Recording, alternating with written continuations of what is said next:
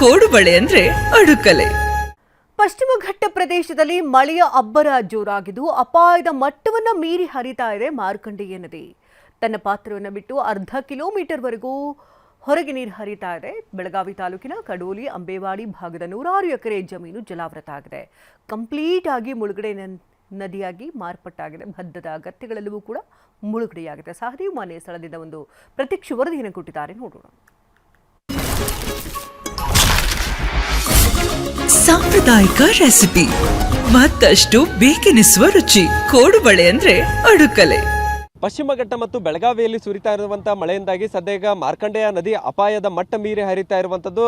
ಆ ಮಾರ್ಕಂಡೇಯ ನದಿ ಜೊತೆಗೆ ಈಗ ರಕ್ಕಸ್ಕೊಪ್ಪ ಜಲಾಶಯದಿಂದಲೂ ಕೂಡ ನೀರು ಹೊರ ಬಿಡುತ್ತಾ ಇರುವಂಥ ಕಾರಣಕ್ಕಾಗಿ ಸದ್ಯ ಈಗ ನದಿ ಅಕ್ಕಪಕ್ಕದಲ್ಲಿರುವಂತಹ 100 ಎಕರೆ ಜಮೀನು ಜಲಾವೃತಗೊಳ್ತಾ ಇರುವಂಥದ್ದು. ನಾನೀಗ ಕಡೋಲಿ ಭಾಗದಲ್ಲೇ ಇದ್ದೇನೆ. ಸದ್ಯ ಈಗ ಈ ಒಂದು ಪ್ರದೇಶ ಕಂಪ್ಲೀಟ್ ಆಗಿ ಮಾರ್ಕಂಡೇಯ ನದಿ ನೀರಿನಿಂದ ಜಲಾವೃತ ಆಗಿರುವಂಥದ್ದನ್ನು ನೀವೀಗ ದೃಶ್ಯಾವಳಿಗಳಲ್ಲಿ ಗಮನಿಸಬಹುದಾಗಿದೆ.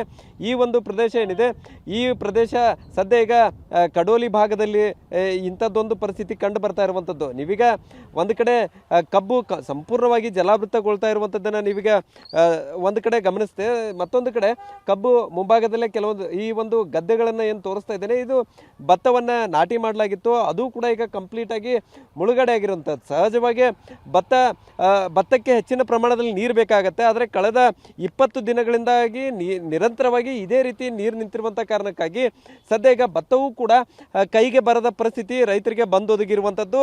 ನದಿ ಅಕ್ಕಪಕ್ಕದಲ್ಲಿರುವಂಥ ಸುಮಾರು ಅರ್ಧ ಕಿಲೋಮೀಟರ್ದಿಂದ 1 ಕಿಲೋಮೀಟರ್ವರೆಗೂ ಕೂಡ ಇದೇ ರೀತಿ ಪರಿಸ್ಥಿತಿ ಕಂಡು ಬರ್ತಾ ಇರುವಂಥದ್ದು. ಸದ್ಯ ಈಗ 100 ಎಕರೆ ಪ್ರದೇಶ ಏನು ಜಲಾವೃತಗೊಂಡಿದೆ, ಆ ಜಲಾವೃತಗೊಂಡಂತಹ ಪ್ರದೇಶ ಎಲ್ಲವೂ ಕೂಡ ಈಗಾಗಲೇ ಬೆಳೆಯನ್ನು ಬೆಳೆಯಲಾಗಿತ್ತು. ಅದೆಲ್ಲವೂ ಕೂಡ ಈಗ ಹಾಳಾಗುವಂಥ ಆತಂಕದಲ್ಲಿರುವಂಥದ್ದು. ಯಾಕಂದರೆ ಈಗಾಗಲೇ 20 ದಿನದ ಹಿಂದೆ ಏನು ಮಳೆ ಹೆಚ್ಚಿನ ಪ್ರಮಾಣದಲ್ಲಿ ಮಳೆ ಆಗಿತ್ತು.